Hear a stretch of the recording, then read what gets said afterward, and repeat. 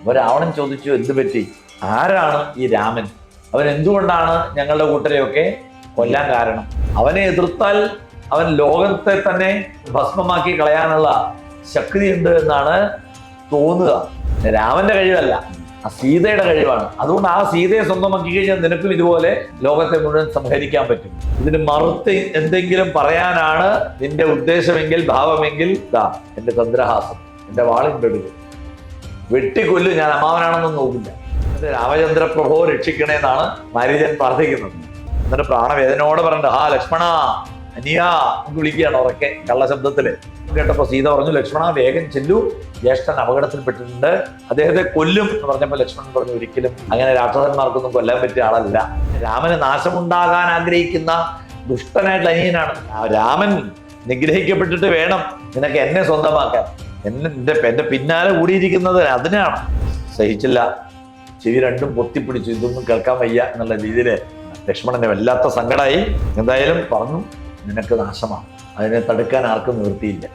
കൂജന്തം രാമ രാമേതി മധുരം മധുരാക്ഷരം ആരുഹ്യ കവിതാശാഖാം വന്ദേ വാൽമീകി കോകിലം.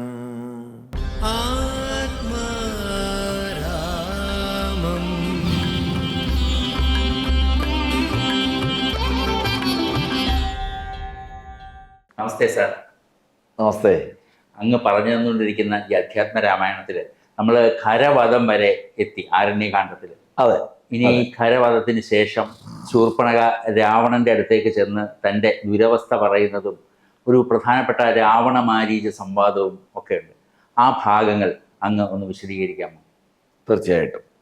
നമ്മൾ ഖരനെ നിഷ്പ്രയാസം എങ്ങനെയാണ് നിഗ്രഹിച്ചത് എന്ന് നമ്മൾ കണ്ടു കഴിഞ്ഞു. പിന്നീട് ശൂർപ്പണഖ രാവണ സഹോദരി നേരെ രാവണന്റെ അടുത്ത് ചെന്ന് സങ്കടപ്പെട്ട് കരഞ്ഞ് വീണ് കിടന്ന് കരയാണ്. എന്ത് പറ്റി? എന്തിനാണ് നീ ഇങ്ങനെ കരയുന്നത്? ആരാണ് നിന്നെ ഉപദ്രവിച്ചത്? ദേവേന്ദ്രനാണോ കുബേരനാണോ എന്നൊക്കെ ചോദിച്ചു. അപ്പോ കുറെ അങ്ങോട്ട് ശകാരിക്കുകയാണ് ആദ്യം ചെയ്തത് രാവണനെ. ശൂർപ്പണഖ രാവണനെ കുറെ ശകാരിച്ചു. സ്ത്രീ ലംബടനായിട്ട് ഇങ്ങനെ കഴിഞ്ഞാൽ മതിയോ? ഈ ലോകത്ത് എന്ത് നടക്കുന്നതെന്നൊന്നും അറിയുന്നതേ ഇല്ല. വിഡ്ഢിയാണ്, പടുവിഡ്ഢിയാണ് നീ, എന്തിനു കൊള്ളാം നിന്നെ എന്നൊക്കെ കുറെ ഇങ്ങോട്ട് ശകാരിച്ചു. അതിനുശേഷം പറഞ്ഞു, അല്പക്ഷണം കൊണ്ട് തന്നെ സകല ആൾക്കാരെയും, ഖരനെയും ദൂഷ്ണയെയും ത്രിശിരസിനെയും ഒക്കെ നിഗ്രഹിച്ച് എത്രയോ ലക്ഷക്കണക്കിന് രാക്ഷസന്മാരെയൊക്കെ നിഗ്രഹിച്ചു കഴിഞ്ഞു രാമൻ. ഇതൊന്നും നീ അറിഞ്ഞിട്ടേ ഇല്ലേ? അപ്പോഴാണ് രാവണൻ ഈ വിഷയങ്ങളൊക്കെ അറിയുന്നത്. അപ്പൊ രാവണൻ ചോദിച്ചു, എന്ത് പറ്റി? ആരാണ് ഈ രാമൻ? അവൻ എന്തുകൊണ്ടാണ് ഞങ്ങളുടെ കൂട്ടരെയൊക്കെ കൊല്ലാൻ കാരണം? പറയൂ, കേൾക്കട്ടെ. അപ്പോഴാണ് ശൂർപ്പണഖ രാവണനോട് ഉണ്ടായ സംഭവമൊക്കെ പറയുന്നത്. ഞാനിങ്ങനെ ജനസ്ഥാനത്ത് കൂടിയിട്ട് ഇങ്ങനെ സഞ്ചരിക്കുന്ന സമയത്ത് ഗോമതി നദിയുടെ തീരത്തെത്തിയതും അവിടെ ഗൗതമി നദിയുടെ തീരത്ത് അവിടെ എത്തിച്ചേരുന്നതും, അപ്പൊ അവിടെ ഒരു ആശ്രമം കണ്ടു. ഇതുവരെ കണ്ടിട്ടില്ലാത്ത ആശ്രമമാണല്ലോ എന്ന് വിചാരിച്ചിട്ട് ഞാൻ ആശ്രമത്തിൻ്റെ അടുത്ത് ചെന്നപ്പോഴാണ് രാമനെ കണ്ടത്. ശ്രീരാമനും അതുപോലെ തന്നെ ലക്ഷ്മണനും.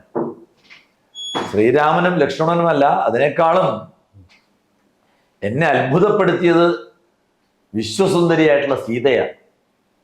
ആ സീതയുടെ സൗന്ദര്യം എത്ര വർണ്ണിച്ചാലും മതിയാവില്ല. സാക്ഷാൽ കാമദേവൻ പോലും അവളുടെ ദാസിയാവും, അത്ര സൗന്ദര്യമാണ്. അങ്ങനെയുള്ള ആ സീതയെ എൻ്റെ സഹോദരന് തന്നെ കിട്ടണം എന്നുള്ളൊരാഗ്രഹം കൊണ്ട് ഞാൻ ആ സീതയെ സ്വന്തമാക്കണം എന്നുള്ള ആഗ്രഹത്തോടു കൂടിയിട്ട് എൻ്റെ സഹോദരന് ഈ സീതയെ കിട്ടുകയാണെങ്കിൽ എത്ര നന്നായി എന്ന് വിചാരിച്ചിട്ടാണ് ഞാൻ അവരെ സമീപിച്ചത്. കഥ വളച്ചൊടിച്ചു. താൻ കാമാർത്ഥയായിട്ട് രാമനെ സമീപിച്ചതാണ്, ലക്ഷ്മണനെ സമീപിച്ചതാണെന്നൊന്നും പറഞ്ഞതേ ഇല്ല. എല്ലാം രാവണന് വേണ്ടി. രാവണന് വേണ്ടിയിട്ടാണ് ഞാൻ യഥാർത്ഥത്തിൽ അവരെ സമീപിച്ചത്. പക്ഷെ ആ സമയത്ത് അവരത് കേട്ടില്ല എന്ന് മാത്രമല്ല, രാമന്റെ നിയോഗപ്രകാരം ലക്ഷ്മണനാണ് എൻ്റെ മുക്കും മുലയും ഇതൊക്കെ മുറിച്ച് എന്നെ വിരൂപയാക്കി അപമാനിച്ചു വിട്ടത്. അതുകൊണ്ട് തന്നെ എത്രയും പെട്ടെന്ന് ആ സീതയെ സ്വന്തമാക്കണം. ആ രാമനെയും ലക്ഷ്മണനെയും ഒക്കെ നിഗ്രഹിച്ച് സീതയെ സ്വന്തമാക്കണം. കാരണം 3.25 നാഴിക നേരം കൊണ്ടാണ് സകല ആൾക്കാരെയും നിഗ്രഹിച്ചത്. രാമൻ ഇവരെ എല്ലാവരെയും, സകല ആൾക്കാരെയും നിഗ്രഹിച്ചത്, രാക്ഷസ സൈന്യത്തെ മുഴുവൻ നിഗ്രഹിച്ചത് 3.25 നാഴിക സമയം കൊണ്ടാണ്. അത് മാത്രമല്ല, ഇനിയും അവന്റെ പരാക്രമം കണ്ടപ്പോൾ തോന്നുന്നത് അവനെ എതിർത്താൽ അവൻ ലോകത്തെ തന്നെ ഇല്ലാതാക്കും, ഭസ്മമാക്കി കളയാനുള്ള ശക്തിയുണ്ട് എന്നാണ് തോന്നുക. അതുകൊണ്ട് എത്രയും പെട്ടെന്ന് ആ രാമനെ നിഗ്രഹിക്കണം, സീതയെ സ്വന്തമാക്കണം. ഇതാണ് എൻ്റെ അഭിപ്രായം. അല്ലെങ്കിൽ സീതയെ മടിയിലിരുത്തിയിട്ട് ആ സീതയുടെ കഴിവ് കൊണ്ടാണ്, അല്ലെങ്കിൽ ശക്തി കൊണ്ടാണ് രാമൻ ഇതെല്ലാം നേടിയത്. അങ്ങനെ പറയുന്നു. രാമന്റെ കഴിവല്ല, ആ സീതയുടെ കഴിവാണ്. അതുകൊണ്ട് ആ സീതയെ സ്വന്തമാക്കി കഴിഞ്ഞാൽ നിനക്കും ഇതുപോലെ പറ്റും. ലോകത്തെ മുഴുവൻ സംഹരിക്കാൻ പറ്റും, അത്ര ശക്തി കിട്ടും. അതുകൊണ്ട് സീതയെ സ്വന്തമാക്കണം. സഹോദരിയുടെ വാക്കുകളപ്പോൾ കേട്ട സമയത്ത് ആശ്വസിപ്പിച്ചു. പരിഭ്രമിക്കണ്ട, എല്ലാം ശരിയാക്കാം എന്നും പറഞ്ഞ് നേരെ മണിയറയിലേക്ക് പോയി. അന്ന് രാത്രി ഉറക്കം വരുന്നില്ല, ചിന്തകൾ മുഴുവൻ ഇതാണ്. രാവണന് ഉറക്കമേ ഇല്ല. എങ്ങനെ ആ സീതയെ സ്വന്തമാക്കണം? അപ്പോ വളരെ വളരെ വിചിത്രമാണ്. കാരണം കേവലം ഒരു മനുഷ്യൻ 3.25 നാഴിക കൊണ്ട് ഇത്രയും അതീവ ബലവാന്മാരായ ഈ രാക്ഷസ ഖരനെയും ഭൂഷണനെയും ദൃശരസനെയും ഒക്കെ നിഗ്രഹിക്കണമെങ്കിൽ അവൻ ഒരു അത്ഭുത പരാക്രമി തന്നെയാണ്, സംശയമേ ഇല്ല. അപ്പോ തീർച്ചയായിട്ടും ഈ രാമൻ വെറും മനുഷ്യനായിരിക്കില്ല. ഇവിടെ ഒരു തത്വചിന്തയാണ് രാവണന്റെ. ഇവൻ ഒരു മനുഷ്യനായിരിക്കാൻ സാധ്യതയില്ല. സാക്ഷാൽ ഭക്തവത്സനായിരിക്കുന്ന, മോക്ഷപ്രദനായിരിക്കുന്ന മഹാവിഷ്ണു തന്നെയായിരിക്കും. അങ്ങനെ ഒരു ചിന്ത വരുന്നുണ്ട് രാവണനെ. തിരിച്ചറിവാകുന്നുണ്ടോ? അതൊന്നുമില്ല, കാര്യമായിട്ട് എന്നാലും ഉണ്ട് ചെറിയ തോതില് ഒരു തത്വജ്ഞാനം തന്നെയാണ്. ഭക്തവത്സലനായ ഭഗവാൻ പദ്മേക്ഷണൻ മുക്തിദാനൈകമൂർത്തി മുകുന്ദൻ ഭക്തപ്രിയൻ ധാതാവ് മുന്നം പ്രാർത്ഥിച്ചൊരു കാരണമിന്ന് ഭൂതലേ രഘുകുലേ മർത്യനായി പിറന്നിപ്പോൾ എന്നെ കൊല്ലുവാൻ ഒരുമ്പെട്ടുവെന്നാണെങ്കിലോ ചെന്നു വൈകുണ്ഠരാജ്യം പരിപാലിക്കാമല്ലോ. ചിന്തിക്കുകയാണ്. ഇപ്പോ ഇനി സപ്പോസ് അവൻ സാക്ഷാൽ മഹാവിഷ്ണു തന്നെയാണെന്ന് വെച്ചോളൂ. ആ മഹാവിഷ്ണുവിന്റെ കൈകൊണ്ടാണ് മരണമെങ്കിൽ മോക്ഷമാണ്. അതൊരു വലിയ സൗഭാഗ്യമാണ്. അപ്പോ എന്നെ കൊല്ലുവാനൊരുമ്പെട്ടു വന്നാനെങ്കിലോ ചെന്നു വൈകുണ്ഠരാജ്യം പരിപാലിക്കാമല്ലോ. അല്ലെങ്കിൽ എന്ന് വാഴാം രാക്ഷസരാജ്യം എന്നാൽ അല്ലലില്ലൊന്നുകൊണ്ടും മനസ്സിന് രൂപിച്ചാൽ. ഇത് രണ്ടായാലും കുഴപ്പമില്ല. എനിക്ക് അവനെ തോൽപ്പിക്കാൻ പറ്റിയാൽ എനിക്കിവിടെ രാക്ഷസ രാജാവാം. ഇനി അല്ലെങ്കിലോ എനിക്ക് വൈകുണ്ഠത്തിൽ വന്ന. അപ്പോ അതുകൊണ്ട് എന്തായാലും വിഷമിക്കാനൊന്നുമില്ല എന്ന് സമാധാനിച്ചു. അങ്ങനെ ഒരു തത്വജ്ഞാനത്തോടു കൂടിയിട്ട് ആനന്ദം അനുഭവിച്ചുകൊണ്ട് രാത്രി കഴിച്ചു കൂട്ടി. അപ്പോ ഭക്തി കൊണ്ട് രാമൻ എന്തായാലും എൻ്റെ നേർക്ക് പ്രസാദിക്കാൻ സാധ്യതയില്ല. ഭക്തി കൊണ്ട് എന്തായാലും പ്രസാദിക്കില്ല. അപ്പോ വിരോധഭക്തി കൊണ്ട് അല്ലെങ്കിൽ ശത്രുഭാവത്തെ കൊണ്ട് തനിക്ക് രാമനിലേക്ക് എത്തിച്ചേരാം. ആ വിരോധഭക്തി കൊണ്ടും അവിടെ എത്താം. അങ്ങനെയുണ്ടല്ലോ. ഇപ്പോ വിദ്വേഷബുദ്ധി, വിദ്വേഷഭക്തി അല്ലെങ്കിൽ വിരോധഭക്തി എന്ന് പറയും. നമുക്ക് ഭാഗവതത്തില് സനകാദികളുടെ ശാപമേൽക്കുന്ന വൈകുണ്ഠത്തിലെ കാവൽക്കാരുണ്ട്, ജയവിജയന്മാർ.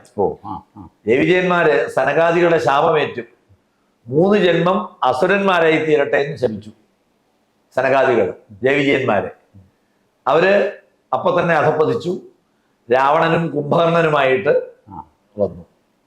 കുംഭകർണന്റെ രാവണന്റെ ഉത്ഭവം യഥാർത്ഥത്തിൽ അവിടെയാണ്. ശരിക്കും വൈകുണ്ഠത്തിലെ ദ്വാരപാലകന്മാരായിട്ടുള്ള ജയവിജയന്മാരാണ് ഈ രാവണനും കുംഭകർണനും. ഓ ശരി ശരി ശരി. പിന്നെ അവര് ഹിരണ്യാക്ഷനും ഹിരണ്യകശിപു 3 ജന്മം വരും. പിന്നെ ശിശുപാലനും ദന്തവക്ത്രനും. ഓ ശരി ശരി. ഇങ്ങനെയാണ്. അപ്പോ ശരിക്കും പറഞ്ഞു കഴിഞ്ഞാൽ ആ വിദ്വേഷ ഭക്തി, അപ്പോ അവര് ചോദിക്കുന്നുണ്ട്, ഈ 3 ജന്മം അസുരന്മാരായിട്ടല്ല, 300 ജന്മം വേണമെങ്കിലും ഏത് കുലത്തിൽ വേണം ജയിക്കാം, പക്ഷെ നമുക്ക് ഭഗവത് സ്മരണ കിട്ടണം എന്നവര് ജയവിജയന്മാർ പ്രാർത്ഥിക്കുന്നത് സനകാദികളോട്. അപ്പോഴവരനുഗ്രഹിച്ചു. അപ്പൊ ഏത് രീതിയില് വിദ്വേഷഭക്തിയിലൂടെ, വിരോധഭക്തിയിലൂടെ ആണ് ശരിക്കും അവര് 3 ജന്മം കഴിഞ്ഞ് വീണ്ടും വൈകുണ്ഠത്തിലേക്ക് അവർ തിരിച്ചെത്തുന്നു. അപ്പോ ഇതിവിടെ രാവണന്റേത് ആ ഭക്തിയാണ്, വിദ്വേഷഭക്തിയാണ്, വിരോധഭക്തിയാണ്. അപ്പൊ രാവണൻ തന്നെ ചിന്തിക്കുകയാണ്, നേരിട്ടുള്ള ഭക്തി കൊണ്ട് എനിക്ക് രാമനെ പ്രസാദിപ്പിക്കാൻ സാധ്യമല്ല, പക്ഷെ വിരോധഭക്തി കൊണ്ട് എനിക്ക് രാമനിലേക്ക് എത്തിച്ചേരാൻ.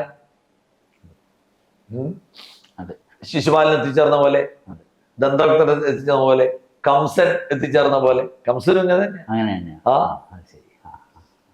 രാവണൻ എന്തായാലും രാത്രി കഴിച്ചുകൂട്ടി രാവിലെ നേരം വെളുത്തപ്പോ തന്നെ മാരീചനെ കാണാൻ ചെന്നു.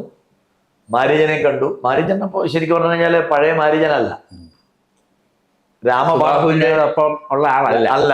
രാമബാണത്തിന്റെ ടേസ്റ്റ് അറിഞ്ഞപ്പോ പേടിച്ചോടി വന്ന് ഇപ്പൊ തപസ്വിയാണ്, ആ പരമഭക്തനാണ്. അങ്ങനെ രാമഭക്തനായിരിക്കുന്ന മാരീചൻ, രാമഭക്തനായിട്ടുള്ള മാരീചനെ കണ്ടു. അപ്പോ എന്താ പെട്ടെന്ന് ഇങ്ങനെ വന്നത്? പ്രത്യേകിച്ചൊരു വിശേഷം വല്ലതുണ്ടോ? ഒറ്റയ്ക്ക് ഇങ്ങനെ വന്നതെന്താ? എന്താ മുഖത്തൊരു വാട്ടം എന്നൊക്കെ ചോദിച്ചു മാരീചൻ. അപ്പോ ഞാൻ എന്തെങ്കിലും ചെയ്തു തരേണ്ട?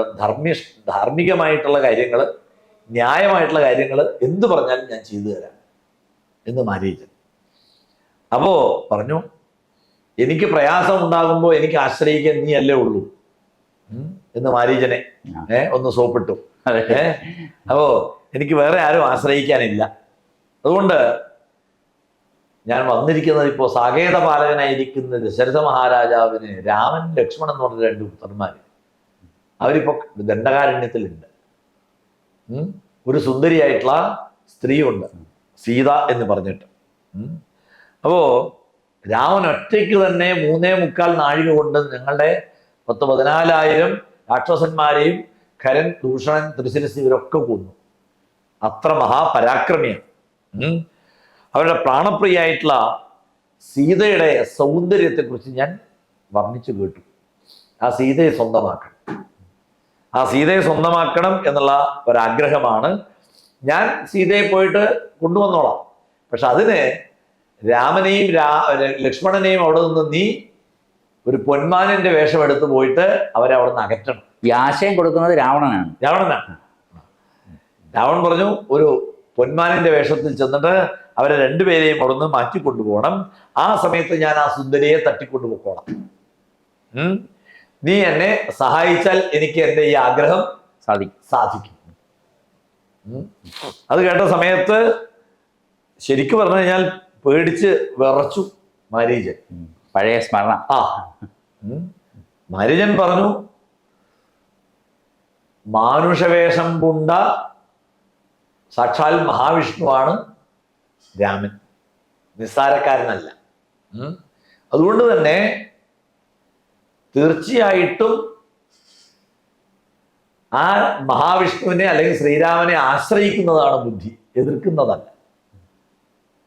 പിന്നെ എനിക്ക് രാമൻ എന്ന് കേട്ടുകഴിഞ്ഞാൽ അത്ര ഭയമാണ്. ഇവ രാമൻ എന്ന് കേൾക്കണ്ട, അല്ലാതെ ആ രാ എന്ന് തുടങ്ങുന്ന എന്തെങ്കിലും ശബ്ദം കേട്ട് കഴിഞ്ഞാൽ പോലും എനിക്ക് പേടിയാ. മാരീചൻ പറയാ, എനിക്കിപ്പോ രാമനെ പേടിച്ച് ഇപ്പോ എനിക്ക് രാ എന്ന് തുടങ്ങുന്ന ഏത് പദം കേട്ടാലും പേടിയാ. അതുകൊണ്ട് രാജാവ്, രത്നം, രമണി, രഥം എന്നിങ്ങനെ ഇതൊക്കെ പറയുന്നുണ്ട്, ഇങ്ങനെ പറയുന്നുണ്ട്. രാ എന്നുള്ള അക്ഷരത്തില് തുടങ്ങുന്നത് ഏത് കേട്ടാലും എനിക്ക് ഭയമാണ്. അതുകൊണ്ട് തന്നെ എന്നെ ഈ ഒരു വിഷയത്തിൽ പ്രതീക്ഷിക്കേണ്ട, എനിക്ക് സാധ്യമേ അല്ല. പിന്നെ അത് മാത്രമല്ല, ഞാൻ മനസ്സിലാക്കിയിടത്തോളം നിഗ്രഹിക്കാനായിട്ട് ദേവന്മാര് പ്രാർത്ഥിച്ചിട്ട് ബ്രഹ്മാദികളുടെ പ്രാർത്ഥന പ്രകാരം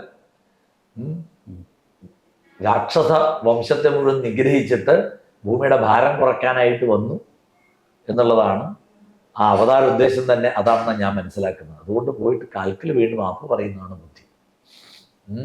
എന്നാൽ മാത്രമേ രക്ഷയുള്ളൂ, വേറെ നിവൃത്തിയില്ല. മഹാവിഷ്ണു വാത്സല്യത്തോടു കൂടി അപ്പോൾ പിന്നെ ബ്രഹ്മാദി ദേവന്മാര് അവിടെ ചെല്ലുന്നതും എന്നിട്ട് എന്താണ് പ്രയാസം എന്ന് ചോദിക്കുന്നതും, അപ്പോൾ ബ്രഹ്മാവ് എത്രയും പെട്ടെന്ന് മനുഷ്യരൂപം ധരിച്ചിട്ട് രാവണനെ കൊല്ലണമെന്ന് ബ്രഹ്മാവ് പ്രാർത്ഥിക്കുന്നതും, അങ്ങനെ എല്ലാവരെയും ആശ്വസിപ്പിച്ചുകൊണ്ട് മഹാവിഷ്ണു പറയുന്നതും ഞാൻ വന്നോളാം, ഞാൻ ഇങ്ങനെ രാമനായിട്ട് അവതരിക്കാമെന്ന് പറയുന്നതും, ആ കാര്യങ്ങളെല്ലാം ആര് കേൾപ്പിക്കുകയാണ്? മാരീചൻ രാവണനെ പറഞ്ഞു കേൾപ്പിക്കുക. അപ്പോ രാവണൻ പറഞ്ഞു, ശരിയാണ്, പറയുന്നതൊക്കെ നേരാണ്. മഹാവിഷ്ണു ബ്രഹ്മദേവനോട് സത്യം ചെയ്തിട്ടുണ്ട്, മനുഷ്യനായിട്ട് അവതരിച്ച് എന്നെ കൊല്ലാൻ ഒരുങ്ങുന്നത് ആ സത്യനിഷ്ഠനായിരിക്കുന്ന മഹാവിഷ്ണു തന്നെ ആണെങ്കിൽ അത് മാറ്റിവെക്കാൻ ആർക്ക് സാധിക്കും? അതെ, അത് സംഭവിക്കുക തന്നെ ചെയ്യല്ലോ. സംഭവിക്കുക. അപ്പൊ പിന്നെ ഞാനിപ്പോ ഈ ഒരു കാര്യം നിർവഹിക്കാതിരുന്നിട്ട് കാര്യമില്ല. അതുകൊണ്ട് ഞാൻ ഒരു വിധത്തിലും അടങ്ങിയിരിക്കാൻ പോകുന്നില്ല. സീതയെ തട്ടിക്കൊണ്ട് വരിക തന്നെ ചെയ്യും. കാരണം എനിക്ക് അങ്ങനെയാണ് വിധിച്ചിരിക്കുന്നതെങ്കിൽ ഞാൻ അത് അനുഭവിക്കാൻ തയ്യാറാണ്. എനിക്കതിൽ പ്രയാസമില്ല. അതുകൊണ്ട് ഒരു സ്വർണ്ണ മൃഗമായി ചെന്ന് രാമലക്ഷ്മണന്മാരെ സീതയിൽ നിന്നും അകറ്റുക. ഞാൻ ആ സമയത്ത് തേരിലേറ്റിക്കൊണ്ട് പൊക്കോളാം. പിന്നീട് നീ സുഖമായിട്ട് വാണോളൂ. അല്ല, ഇതിന് മറുത്ത് എന്തെങ്കിലും പറയാനാണ് നിന്റെ ഉദ്ദേശമെങ്കിൽ, ഭാവമെങ്കിൽ, എന്റെ ചന്ദ്രഹാസം, എന്റെ വാളിൻ്റെ എടുക്കും, വെട്ടിക്കൊല്ലും. ഞാൻ അമ്മാവനാണെന്നും നോക്കില്ല. അവിടെ ഭീഷണിയുമുണ്ട്, റിക്വസ്റ്റ് മാത്രമല്ല. അല്ല, ഭീഷണി. അപ്പൊ ഭീഷണി കേട്ടപ്പോ ആലോചിച്ചു, യഥാർത്ഥത്തില് ഈ ദുഷ്ടനായ രാക്ഷസനിൽ നിന്ന് മരിക്കുന്നതിനേക്കാളും നല്ലത് രാമബാണമേറ്റ്, ശ്രീരാമന്റെ ബാണമേറ്റ് മരിക്കുന്നതല്ലേ നല്ലത്? അതല്ലേ മോക്ഷപ്രദം എന്ന് ചിന്തിച്ചു. ശരി, പുറപ്പെടാം എന്ന് പറഞ്ഞ് പ്രാർത്ഥിച്ചു. രാമനോടാ പ്രാർത്ഥിക്കുന്നത്.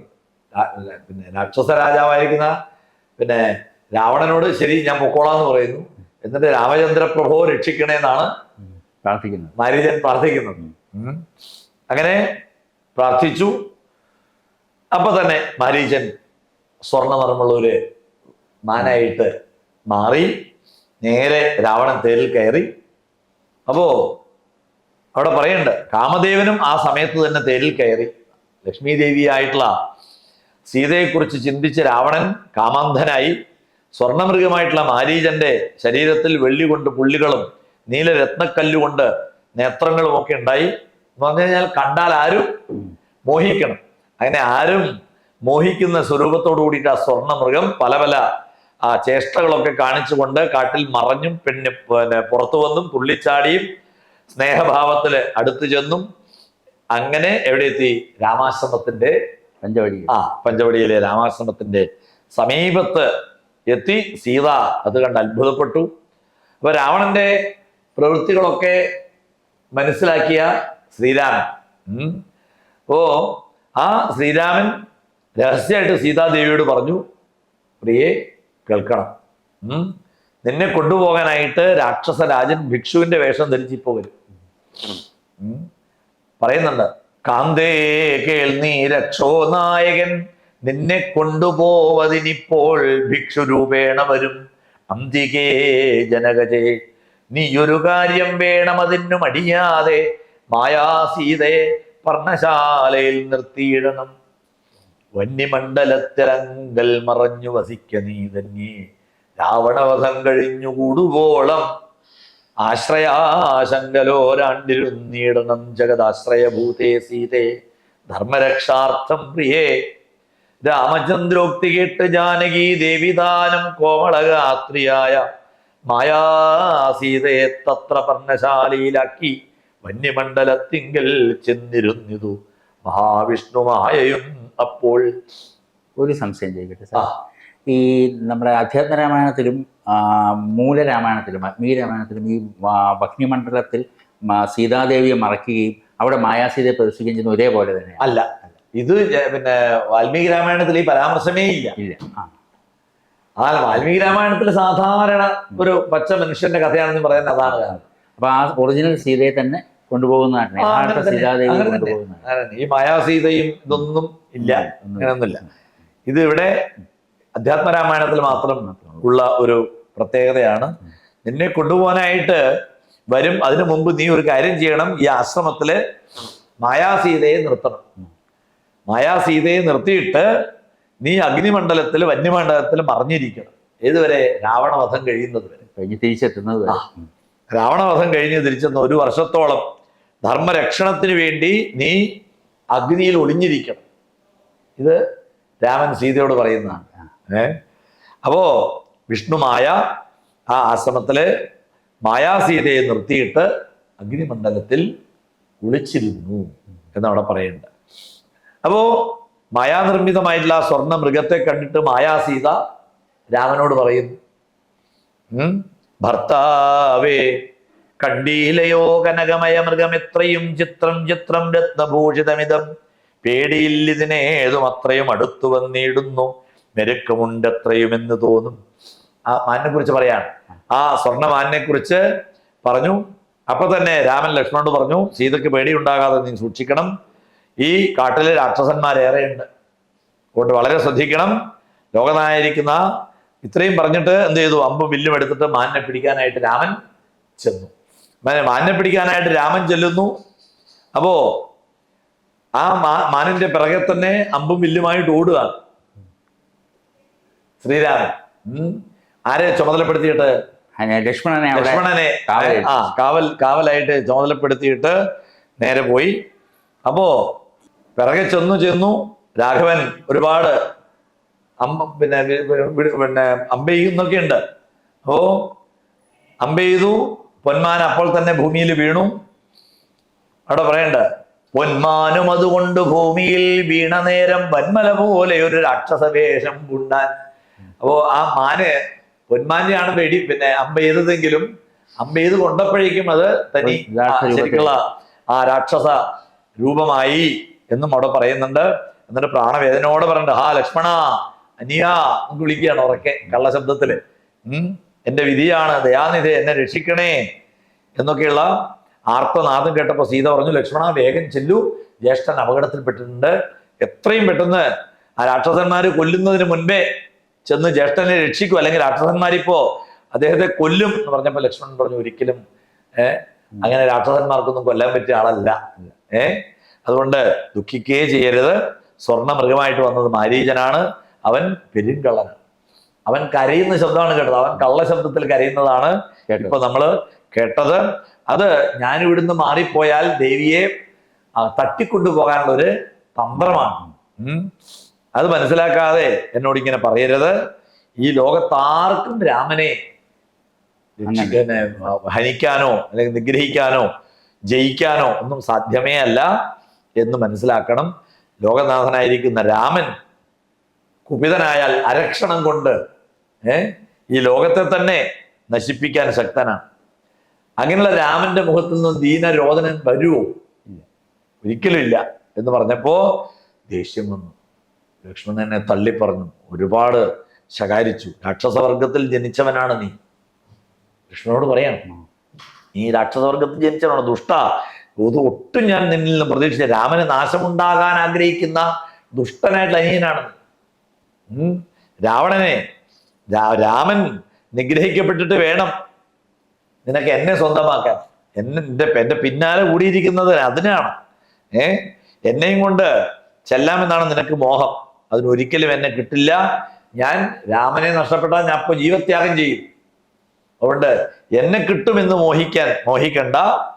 സ്വന്തം ഭാര്യയെ തട്ടിയെടുക്കാൻ ഒരുങ്ങുന്ന നിന്റെ ഉള്ളിലിരിപ്പ് സഹോദര സ്നേഹമുള്ള രാമൻ അറിഞ്ഞിട്ടില്ല, മനസ്സിലാക്കിയിട്ടില്ല. നീ കള്ളനാണ്, ദുഷ്ടനാണ്, ഇത് ചതിയനാണ്, വഞ്ചകനാണ് എന്ന് പാവം രാമൻ അറിഞ്ഞില്ലല്ലോ. രാമനെ അല്ലാതെ മറ്റൊരു പുരുഷനെ രാമവാദങ്ങളാണ് ഞാൻ സ്വീകരിക്കില്ല, സത്യം. സഹിച്ചില്ല, ചെവി രണ്ടും പൊത്തിപ്പിടിച്ചു, ഇതൊന്നും കേൾക്കാൻ വയ്യ എന്നുള്ള രീതിയിൽ ലക്ഷ്മണന് വല്ലാത്ത സങ്കടമായി. എന്തായാലും പറഞ്ഞു, നിനക്ക് നാശമാണ്, അതിനെ തടുക്കാൻ ആർക്കും നിവൃത്തിയില്ല. സീതയോട് സീതയോട് പറയാണ്, നാശമാണ് വരാൻ പോകുന്നത്. നിനക്ക് ഇങ്ങനെയൊക്കെ എന്തുകൊണ്ട് പറയാൻ തോന്നി? ആരും കേൾക്കാൻ ആഗ്രഹിക്കാത്ത രീതിയിലുള്ള ദുഷ്ടമായിട്ടുള്ള അത്രയും നീചമായിട്ടുള്ള വാക്കുകൾ, ഇത് സ്ത്രീകളുടെ പൊതുവുള്ള സ്വഭാവമാണ്. നമുക്ക് അവിടെ പറയേണ്ടത്, സ്ത്രീകള് ഇത്രമാത്രം മനസ്സതീവ ക്രൂരമാണ്. അതുകൊണ്ട് അല്ലയോ വനദേവതമാരെ, എൻ്റെ ജ്യേഷ്ഠത്തി അമ്മയെ രക്ഷിക്കണേ എന്ന് വനദേവതമാരോട് പ്രാർത്ഥിക്കും. പ്രാർത്ഥിച്ചിട്ട് ആ വനദേവതമാരെ സീതയുടെ ചുമതല ഏൽപ്പിച്ചിട്ടാണ് ലക്ഷ്മണൻ ജ്യേഷ്ഠന്റെ അടുത്തേക്ക് പോകുന്നത്. അല്ലാതെ അവിടെ ഒരു രേഖ വരച്ചു, ഒരു വര വരച്ചു, ലക്ഷ്മണരേഖ വരച്ചു, ആ വര കടന്നാൽ സീതാദേവി ഭസ്മമാകും, അല്ലെങ്കിൽ സീതാദേവി അപഹരിക്കും എന്നൊക്കെയുള്ള ചില അതൊന്നും ഇതിലില്ല. അതൊക്കെ പിന്നീട് രേഖ പിന്നെ അത് ഒരു വാൽമീകി രാമായണത്തിലും ഇല്ല, ഇവിടെയില്ല. ആ ഒരു പ്രക്ഷിപ്തമായിട്ടുള്ളൊരു ഇത് മാത്രമാണ്. ഈ ഒരു തക്കം നോക്കിയിട്ട് എന്ന് പറഞ്ഞാൽ ലക്ഷ്മണൻ വനദേവതമാരെ ഏടത്തി അമ്മയുടെ സംരക്ഷണം ഏൽപ്പിച്ചിട്ട് രാമന്റെ അടുത്തേക്ക് പോയി. ആ തക്കം നോക്കിയിട്ടാണ് രാവണൻ വരുന്നത്. രാവണൻ വന്നു, കാമാന്ധനായിട്ട് വന്നിറങ്ങി, ഒരു സന്യാസിയുടെ വേഷത്തിൽ. കാരണം സന്യാസിയുടെ വേഷം ആർക്കും സംശയം തോന്നില്ല. കാരണം സന്യാസി എന്ന് പറഞ്ഞു കഴിഞ്ഞാൽ ഭാരതത്തിൽ അങ്ങനെ ഒരു പ്രത്യേകതയുണ്ട്. ഈ കപടവേഷം കള്ളവേഷം ധരിക്കുന്നവരൊക്കെ സന്യാസി വേഷാതിരിക്കുക. അതായത് കാരണം വെച്ച് കഴിഞ്ഞാല് സന്യാസിമാരെ അത്രയും വിശ്വാസമാണ്, ഭാരതത്തിന്റെ അത്രയും ബഹുമാനമാണ്. അതുകൊണ്ട് സന്യാസി വേഷം കിട്ടിയാൽ ആർക്കും സംശയം ഉണ്ടാവില്ല. അതുകൊണ്ട് പല സന്ദർഭത്തിൽ നമുക്ക് കാണാൻ സാധിക്കും. ദേവേന്ദ്രൻ വേഷം മാറി വരുന്നതൊക്കെ സന്യാസി വേഷത്തിലാണ്. അതുപോലെ തന്നെ പിന്നെ അർജുനൻ ബലരാമനെ പറ്റിച്ച് സുഭദ്രയെ സ്വന്തമാക്കാൻ വേണ്ടി അതൊന്നും സന്യാസി വേഷത്തിലാണ്. പുരാണങ്ങളിൽ എവിടെ നോക്കിയാലും വേഷപ്രച്ഛന്നനാവുക എന്ന് പറഞ്ഞാൽ സന്യാസി വേഷം, അവിടെ വേഷം ധരിക്കാവുന്ന സന്യാസി വേഷത്തിന്. അപ്പൊ സന്യാസി വേഷത്തില് വന്നു, മായാസീത വിനയത്തോടുകൂടി നമസ്കരിച്ചു, ഫലാദികളൊക്കെ സമർപ്പിച്ചു, സ്വാഗതമൊക്കെ ചെയ്തു. പിന്നെ ഇവിടെ ഒന്ന് അല്പം വിശ്രമിച്ചോളൂ, എൻ്റെ ഭർത്താവ് വരുന്നത് വരെ, ഭർത്താവ് വന്നാൽ അങ്ങയുടെ ആഗ്രഹങ്ങളൊക്കെ സാധിപ്പിച്ചു തരും, വിശപ്പ് ദാഹമൊക്കെ തീർത്ത് വിശ്രമിച്ചോളൂ എന്ന് പറഞ്ഞു. അപ്പോ സന്യാസവേഷധാരിയായിട്ടുള്ള രാവണൻ പറഞ്ഞു, സുന്ദരി നീ ആരാണ്? നിന്റെ കാമുകൻ ആരാണ്? പിന്നെ ഈ രാക്ഷസന്മാരൊക്കെയുള്ള വനഭൂമിയിൽ എന്താ ഇങ്ങനെ സുന്ദരിയായിട്ടുള്ള നീ തനിയെ താമസിക്കാൻ കാരണം? ആയുധധാരികൾ ആരും സഹായത്തിനുമില്ല എന്നൊക്കെ ചോദിച്ചു. അപ്പോ കാര്യങ്ങളൊക്കെ പറഞ്ഞു കൊടുത്തു. ഞാൻ ഇങ്ങനെ അയോധ്യാധിപനായിട്ടുള്ള രാമന്റെ ഭാര്യയാണ്, ഇപ്പോ പിന്നെ പുറത്തേക്ക് പോയിരിക്കുകയാണ്, തിരിച്ചു വരും ഉടനെ. നമ്മൾ 3 പേരും ഇവിടെ ദണ്ഡകവനത്തില് അച്ഛൻ്റെ വാക്ക് പാലിക്കാൻ വേണ്ടിയിട്ടുള്ള ഒരു വനവാസത്തിലാണ് എന്നുള്ള കാര്യങ്ങളൊക്കെ പറഞ്ഞു. അപ്പോ പറഞ്ഞു, ഞാൻ പൗലസ്ത്യനായിട്ടുള്ള രാക്ഷസ രാജാവാണ്, ഞാൻ രാവണനാണ്, എന്നെ അറിയാത്തവരായിട്ട് ലോകത്തിൽ ആരുമില്ല, നീ കാരണം ഞാൻ അത്യന്തം കാമപീഡിതനാണ്, അതുകൊണ്ട് എന്നോടൊപ്പം വരണം. സ്വർഗത്തേക്കാൾ സുന്ദരമായ ലങ്കാരാജ്യം, ആ ലങ്കാരാജ്യത്തിൽ ലോകസുന്ദരിയായ നീ എൻ്റെ പട്ടമഹിഷിയായിട്ട് കഴിയും, സുഖങ്ങളൊക്കെ അനുഭവിക്കാൻ സാധിക്കും എന്ന് പറഞ്ഞു. അപ്പോഴേക്കും സീതയുടെ മുഖഭാവമൊക്കെ മാറി, വിവരണമായി, ഭയപ്പാടായി. അപ്പോൾ തന്നെ പറഞ്ഞു, നിനക്ക് മരണം എടുത്തിരിക്കുകയാണ്, അല്ലെങ്കിൽ നിനക്ക് ഇങ്ങനെ തോന്നില്ല, അതുകൊണ്ട് നിന്റെ മരണം ഉറപ്പാണ്. എൻ്റെ ഭർത്താവായിട്ടുള്ള രാമൻ ലക്ഷ്മണനോട് കൂടിയിട്ട് ഇവിടെ വരും. സിംഹത്തിന്റെ ഭാര്യയെ ഒരു മുയൽ വിചാരിച്ചാൽ സ്പർശിക്കാൻ സാധിക്കൂ? പറ്റില്ല. അപ്പോ ആ മോഹം തന്നെ വേണ്ട. രാമശരങ്ങളേറ്റ് മാറ് പിളർന്ന് ഈ ഭൂമിയിൽ നീ വീഴുന്നത് ഞാൻ നേരിട്ട് കാണേണ്ടി വരും എന്നൊക്കെ പറഞ്ഞു. അപ്പോഴേക്കും ശരിക്കുള്ള രാവണനായിട്ട് ഇത് മാറി. 10 തലകളോട് കൂടിയിട്ടുള്ള രാവണൻ ശരിക്കും 20 കൈകളൊക്കെയുള്ള യഥാർത്ഥ രൂപത്തില് പ്രകടമാക്കി. അപ്പോ രക്ഷിക്കണേ എന്ന് പറഞ്ഞ് സീത ഉറക്കെ കരഞ്ഞു. പിന്നെ ആ കരച്ചിലൊന്നും കൂട്ടാക്കാതെ അപ്പോൾ തന്നെ സീതാദേവിയെ തേരിൽ പിടിച്ചങ്ങോട്ട് കയറ്റി, സീതയെ തേരിൽ പിടിച്ച് കയറ്റി ആകാശമാർഗത്തിലൂടെ അതിവേഗത്തിൽ അങ്ങോട്ട് അപ്പൊ തന്നെ ഇങ്ങോട്ട് പുറപ്പെട്ടു. അവിടെയാണ് തൊട്ട് ജടായു. ജടായു കണ്ടു. അപ്പോ ജടായുവിന് ഇത് സഹിച്ചില്ല. കാരണം പിന്നെ അച്ഛന്റെ ദശരഥന്റെ കളിക്കൂട്ടുകാരനാണ് ജടായു. നേരത്തെ തന്നെ പറഞ്ഞിട്ടുണ്ട്, രക്ഷകനായിട്ട് നീ എന്റെ അടുത്ത് തന്നെ താമസിച്ചോളൂ എന്ന് പറഞ്ഞിട്ട്. അതെ, അപ്പോ സഹിക്കാൻ പറ്റില്ല. അപ്പോൾ തന്നെ ജടായു എതിർത്തു. ജടായു എതിർത്തു. രണ്ടുപേരും കൂടിയിട്ടുള്ള ആ യുദ്ധമായി. ആ യുദ്ധത്തില് വാളുകൊണ്ട് വലിച്ചെടുത്ത് ശരിക്കും ജടായുവിന്റെ ആ ചിറകരിഞ്ച് അങ്ങോട്ട് വീഴ്ത്തുകയാണ് ചെയ്യുന്നത്. അപ്പോ അതോടുകൂടിയിട്ട് ശക്തി ഇല്ലാതെ ചിറക് പിന്നെ അരിഞ്ഞു കളഞ്ഞാൽ പിന്നെ പക്ഷിക്കൊന്നും ചെയ്യാൻ പറ്റില്ല. അതുകൊണ്ട് ജടായു നിലത്ത് വീണു. അപ്പോൾ തന്നെ സീതാദേവിയും കൊണ്ട് രാവണൻ തെക്കേ ദിക്ക് നോക്കിയിട്ട് അപ്പോൾ തന്നെ യാത്രയായി. ആരും രക്ഷിക്കാനില്ല എന്ന് മനസ്സിലായി. സീതയ്ക്ക് മനസ്സിലായി, ഭർത്താവിനെ കണ്ട് ആ വാർത്തകളൊക്കെ അറിയിക്കുന്നത് വരെ നിന്റെ ജീവൻ വേർപെടാതിരിക്കട്ടെ എന്ന് ജടായുവിനെ അപ്പോൾ തന്നെ അനുഗ്രഹം നൽകി ആ ഭൂമിയിൽ നിന്നും ഉയർന്ന് യാത്രയായി. ഉറക്കെ കരയുന്നുണ്ട്. സീതാദേവിയുടെ കരച്ചിലൂടെ കാണാം. എന്നെ ഉപേക്ഷിച്ച് പോയതെന്തേ? ഇതാ ഈ രാക്ഷസ നായകൻ എന്നെ കൊണ്ടുപോവാണ്, എന്നെ രക്ഷിക്കാൻ ആരുമില്ല. ലക്ഷ്മണ, ഞാൻ നിന്നോട് ക്രൂരമായിട്ട് സംസാരിച്ചു പോയി, പശ്ചാത്താപം തോന്നുകയാണ്. ഇങ്ങനെയൊന്നും ലക്ഷ്മണനോട് സംസാരിച്ചിരുന്നില്ലെങ്കിൽ ലക്ഷ്മണെങ്കിലും ഉണ്ടാവുമല്ലോ തിരിച്ചറിവ് ഒന്നും. അതല്ലേ നമ്മൾ ഈ വാക്കുകള്, പോയ വാക്ക് തിരിച്ചെടുക്കാൻ പറ്റില്ല എന്ന് പറയുന്നില്ലേ? പോയ വാക്കും പിന്നെ എറിഞ്ഞ കല്ലും അല്ലെങ്കിൽ എയ്ത അമ്പും തിരിച്ചെടുക്കാൻ പറ്റില്ല എന്നാ പറയാ. സീത പറഞ്ഞുപോയി, പക്ഷെ വേണ്ടിയിരുന്നില്ല. ഭൂമിദേവിയും പോലും എന്നെ ഇപ്പോ കൈവെടിഞ്ഞല്ലോ, എന്നെ രക്ഷിക്കണേ എന്നൊക്കെ ആ സീതാദേവി ഉറക്കെ കരഞ്ഞു. പക്ഷെ രാവണൻ വളരെ വേഗത്തില് മനോവേഗതയിൽ നിന്നാണ് ആ യാത്ര. അപ്പോ 5 വാനരന്മാര് താഴെ ഇരിക്കുന്നത് കണ്ടു. 5 വാനരന്മാര് ആ പർവ്വത ശിഖരത്തിൽ ഇരിക്കുന്നത് കണ്ടപ്പോ തന്റെ ആഭരണങ്ങളെല്ലാം കൂടി അഴിച്ച് ഒരു മേൽമുണ്ടിന്റെ പകുതി കീറിയെടുത്ത് ആ തുണിയില് ഈ ആഭരണങ്ങളെല്ലാം കൂടി കെട്ടി കിഴിയാക്കിയിട്ട് ശ്രീരാമദേവൻ ഇത് കാണാൻ ഇടവരടമേ എന്ന് പ്രാർത്ഥിച്ചിട്ട് നേരെ ആ താഴേക്ക്. അതൊന്നും ഈ രാവണൻ അറിയുന്നേയില്ല. പക്ഷെ സീതാദേവി അത് പിന്നെ അപ്പൊ തന്നെ അതങ്ങോട്ട് താഴേക്ക് ഇട്ടു. അപ്പോ കടൽ കടന്ന് സ്വന്തം നഗരത്തിലെത്തി അശോകവനിയില് സീതാദേവിയെ പാർപ്പിച്ചു. സുന്ദരിമാരായിട്ടുള്ള രാക്ഷസ സ്ത്രീകളെയൊക്കെ വിളിച്ച് സീതയെ സംരക്ഷിച്ചു കൊള്ളാനായിട്ട് ഏൽപ്പിച്ച് അങ്ങനെ തന്റെ വസതിയിലേക്ക് രാവണൻ പോയി. അപ്പോ സീതാദേവി ആണെങ്കിലോ, സീതാദേവി ആ മലിന വസ്ത്രത്തോടു കൂടിയിട്ട് അവിടെ രാമൻ എന്നുള്ള ഒരൊറ്റ ചിന്തയോട് കൂടിയിട്ട് ആ അശോകവനികയില് അവിടെ കഴിയാണ്. ഇനി നമുക്ക് സീതാന്വേഷണത്തിലേക്ക് ആണ്. അങ്ങനെ സീതയെ അപഹരിച്ച് അവിടെ